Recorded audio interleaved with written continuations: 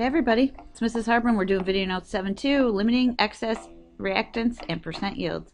So these 4 bullet points are what we're going to learn. You'll be able to define, determine, explain, and use this information. Read chapter 9, okay? There's some good problem-solving steps on page 255. So you should put that into your notes, okay? You might remember this tricycle reaction, all right? So here we go. If we had 6 wheels and 12 frames, which one of these two would limit our reaction? So I'd say, well, okay, if I have 6 wheels, for every 3 wheels, I use up 1 frame, then I'm going to need 2 frames, right? Okay. What if I have 12 frames? For every 1 frame, I need 3 wheels, so I'm going to need 36 wheels. All right, so in order to use up all my wheels, I need 2 frames. In order to use up all my frames, I need 36 wheels. So what does this mean? This means that my wheels, my 6 wheels, limit how many tricycles I'm going to get. All right, so that's called a limiting reactant. All right, since there's not enough frames to use, since there's not enough wheels to use up all the frames, this is my excess reactant. I'm going to have some of that left over when I'm done. Okay, so limiting reactant is a reactant that controls the amount of product because it's the one that gets used up. An excess reactant is a reactant that's left over when the reaction is done. So here's a balanced equation, and we're representing it with molecules here. Okay, so these are nitrogens, and these are hydrogens. Okay. So every time one of these gets used up, 1, 2, 3 of those gets used up. One of those gets used up, 1, 2, 3 of those gets used up. Hey, guess what? We ran out of hydrogen. So hydrogen is the limiting reactant. H2 is the limiting reactant. And then since we have an extra nitrogen left over, nitrogen is the excess reactant. Okay? Sometimes excess reactant is nitrogen. Okay. So you can tell with this picture, that's what's going to happen. So let's look at another one. But when we're doing these calculations, which we're going to start in a second, once you know the limiting reactant, you're going to use it to calculate the rest of the things in the problem. Okay. And how do you know when to do a limiting reactant problem? Well, if the information tells you about 2 amounts of reactants, then it's your job to decide which one's limiting and which one's excess. Okay. So in this reaction, here's our oxygen, here's our hydrogen. So every time one of these gets used up, we need to use up 2 of those. One of these uses up 2 of those. And so we get 1, 2, 3, 4 water molecules from that. But look what we have left over. 2 hydrogen molecules left over. So in this one, O2 is the limiting reactant, and H2 is the excess reactant. Okay? And the excess reactant, we could calculate how much there's going to be left over. In this case, there were 2 molecules. Okay, so let's get busy. Look what's given in this problem, 20 grams of Hg and 5 grams of O2. So we have both reactants, so we need to figure out what's limiting and what's in excess. So you start by saying, well, I have 20 grams of mercury. It's hard to compare them unless they're moles. So I would look up on the periodic table and find out that it's 200.59 grams of mercury for 1 mole of mercury. Okay, and so that means that I have 0.0997 moles of mercury available in this reaction. What does that mean, available? That means that's going into the reaction. That's what we're starting with. All right, I do the same thing with oxygen because it's the other reactant, and it's 32.00 grams of oxygen for every 1 mole of oxygen. Okay, and whoops, and that gives us 0.15625 moles of oxygen. Okay. 4 or 5 after the decimal place for these. Okay, this is also available. So then I have to decide, well, if one of these gets used up, how much of the other one do I need? So I'm just going to pick, and this is random. You can pick either reactant. So what can you do? You can pick either reactant and say, well, if I have this many moles of mercury, then according to the balanced equation, for every 2 moles of mercury, I'm going to need 1 mole of oxygen. So this is going to tell me how many moles of oxygen will get used up. 0.04985 moles O2 needed or required, okay, to use up all of the mercury. So then I look back and I say to myself, here's how much oxygen is available. Here's how much is needed to use up the mercury. Guess what? the amount available is much greater than the amount required. So what does that mean? That means that there's going to be extra oxygen by using up the mercury. So here's what we just found out from this information. Oxygen is the excess reactant, and mercury is the limiting reactant. Once again, you always change to moles, okay?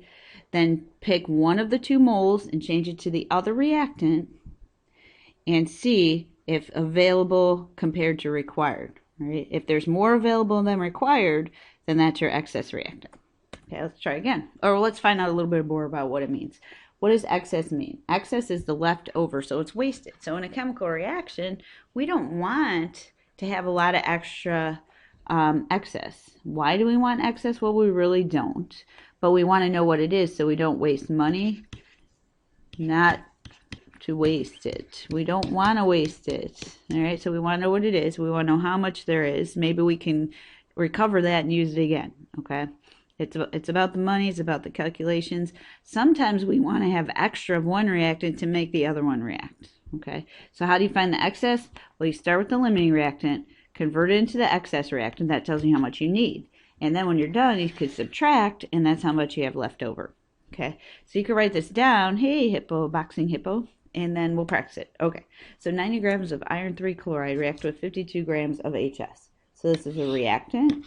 And this is a reactant. So we know that we need to do a limiting reactant problem here. Okay. Now, a limiting reactant tells us how much product. Our limiting reactant can help us define the excess.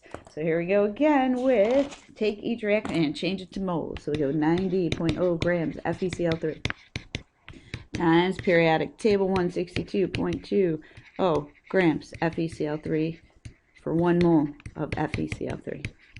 Okay. And then we find out that's 0.5549 moles of iron 3 chloride are available. Okay, available. All right. Hey, we have 52.0 grams of H2S. Right? Again, periodic table, 34.09 grams of H2S for 1 mole of H2S. And that tells us that we have 1.525 moles of H2S available. Okay. All right. So now we know how much we have available. Pick one. Either one. Right. So I'm going to pick the 0.5549 moles of FeCl3. So if I have this many moles of iron 3 chloride, and I look at my balanced equation, every 3 moles of iron 3 chloride needs 3 moles of every 2 moles of iron 3 chloride, you need 3 moles of H2S. Then I need 0.8324 moles of H2S. Okay, this is needed. So let's look back. This is available. This is required. The available is greater than the required. So what does that mean? It means H2S is excess. All right, so we're going to have extra H2S. So step 1, what is the limiting reactant? Well, limiting reactant, answer to the first question, limiting reactant is FeCl3. Let's answer the next question. So this is question 1. All right. Here's question 2. What is the mass of HCl produced? Well, now that we know the limiting reactant, we have to use it for the rest of the calculations. So we could start with 90.0 grams again, but why? So I'm going to take the limiting reactant, and this is moles of FeCl3, and I'm going to say, well, for every 2 moles of FeCl3, then we're going to get 6 moles of HCl. Right? But it wants it in mass, so then I'm going to change HCl, 1 mole of HCl, to grams HCl, so I need the periodic table, and you get 36.46 grams of HCl. Goodbye. See you later. Hello. All right, and that comes out to be 60.69 grams of HCl produced. Okay. That's if everything goes perfectly. We'll find out later what that means. All right, what mass of excess reactant remains? Okay, so now we want to find how much of that H2S is left over. Okay, so I could say, well, I know that this much gets used up. Okay, I could subtract these. So 1.5254 moles minus 0.8324 moles equals, so 1.5254 minus 0.8324 equals 0.693 moles left over. Okay, so then I can say, okay, 0.693 moles of H2S left over, but I want it in grams. 1 mole of H2S has a mass of 34.09 grams of H2S, and so 0.693 times 34.09 gives me 23.62 grams of H2S left over. All right, there's another way we can do that, and I'll probably show you that one in class, but this is what you could do. So we answered question 1, FeCl3 is a limiting reactant. Question 2, use the limiting reactant to figure out how much product can be formed. That's question 2. Question 3, figure out how much limiting of the excess reactants left over by subtracted. All right, so another whole problem. Let's see, we have 10.35 grams of iron oxide, 5.734 grams of aluminum, so that's 2 reactants. What's the limiting reactant? So that's where you got to take 10.325 grams FeO and change it to moles. And so that's 71.85 periodic table grams FeO for every 1 mole of FeO. Right? So that gives us 0.1437 moles of FeO that's available. Okay, and then we have 5.734 grams of aluminum available. All right, 26.98 grams of aluminum for every 1 mole of aluminum, and that's going to give us 0.2125 moles of aluminum. Okay, and this is available. All right, so then you pick one. I'm going to pick the first one I do, just I don't know why. You can pick either one. So this many moles of iron oxide. Let's see, so for every 3 moles of FeO, I'm going to use up 2 moles of aluminum. Okay, so every 3 moles of FeO, I'm going to use up 2 moles of aluminum. 0.1437 times 2 divided by 3 is 0.0958 moles of aluminum.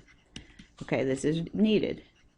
All right, this is available, this is needed. Available is more than needed, so then the limiting reactant is aluminum.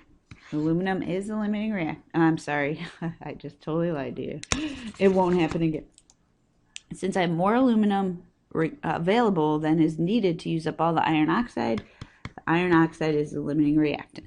Okay, so find the mass of iron produced. So now we take our limiting reactant. Okay, so this is for the second one, 0.1437 moles of iron oxide. That's what we're going to use up. And so for every 3 moles of FeO, we're going to make 3 moles of iron. And so, but then we want to find mass of iron. For every 1 mole of iron, it weighs 55.85 grams of iron Pt. Okay, and so we find out that 8.03 grams of iron will be produced. Okay, last, calculate the mass of the excess reactant. Okay, you could do this 2 ways. This is how much aluminum is needed. All right, this is how much aluminum is available. So I could say, I could do this 2 ways. So this time I'm going to take my limiting reactant, the iron oxide again, and I'm going to change it into aluminum. 3 moles of FeO will use up 2 moles of aluminum. This time I'm going to go one more step. Every 1 mole of aluminum weighs 26.98 grams. Okay, so I find out that 2.58 grams of aluminum is required or used up. But I started with 5.734 grams of aluminum. Now I subtract off the 2.58 grams that get used up in the reaction, and I find out that there's 3.154 grams of aluminum left over. Okay, so a limiting reactant problem, when you're looking for the excess reactant, you're going to be subtracting to see how much is left over. All right. Last main concept, percent yield. Percent is always part over total times 100.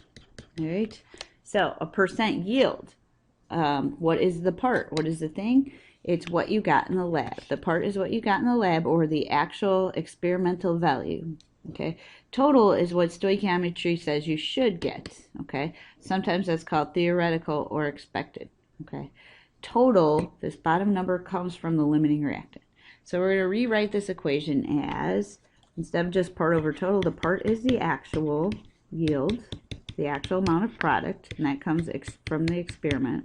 It comes from your experiment, divided by the theoretical yield,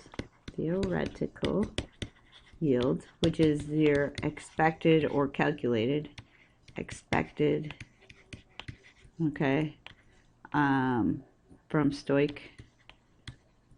It's a calculation, okay, times 100, right? Now, percent yield is what you do get. So your percent yield on a test is your score. Percent error is what you don't get, okay? So if you had a 90% on the test, then you had a 10% error. Same with chemistry. You take the theoretical yield minus what you actually got, absolute value, divided by what you were expecting to get, theoretical yield times 100, and to get your percent error. So percent yield